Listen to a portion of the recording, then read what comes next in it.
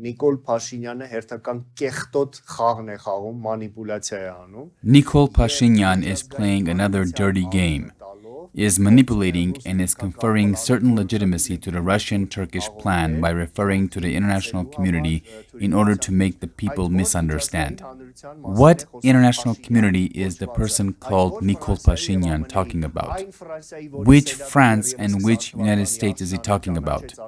Is he talking about the France, the Senate of which recognized the Republic of Artsakh based on the boundaries of 1994 back in the fall of 2020?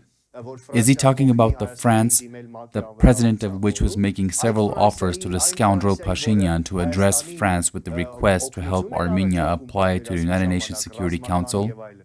Is he talking about the France that was offering Armenia military aid and other assistance during the war? Is Pashinyan talking about the United States, the ambassador of which would visit Syunik province several times and would say that Syunik province disregards Syunik province in Armenia in regard to Artsakh? And the US ambassador was declaring several times that woman got tired of saying that the Artsakh issue is unresolved. The issue of Artsakh's status is unresolved. Right now, the US co-chair of the OSCE Minsk group is in Armenia. Yes, the meeting was held. A couple of days before that, the French co-chair was here and stayed in Armenia for 4 days. 4 days. This is unprecedented. What is happening is simply the following.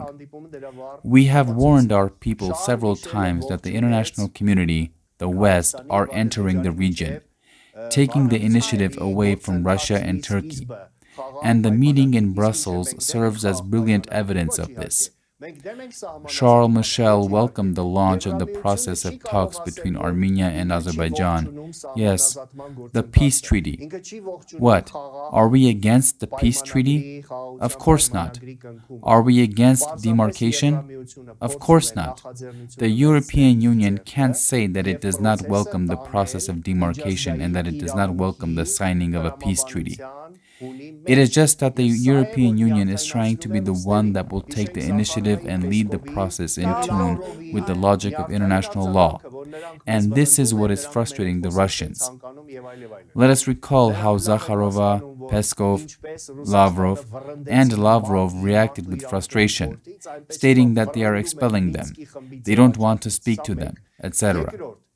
They know very well that, first, Russia is being expelled from the format of the OSCE Minsk group, just like it was expelled from the United Nations Human Rights Council.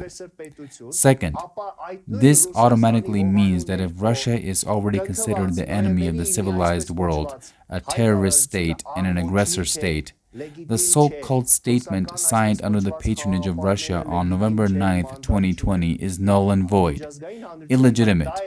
The so-called Russian peacekeepers are illegitimate and have no mandate. This is what the international community is saying.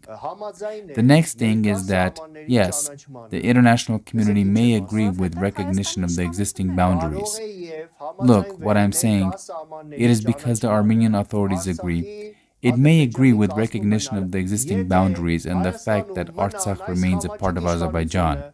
If these puppet authorities stay in power in Armenia, continue this course, and the people don't have a say. This is exactly why we state that the process of advancing the Artsakh issue in tune with the international community and international law is half the job. We need to ensure the other half of the success by creating a national government and by making Armenia become an entity again.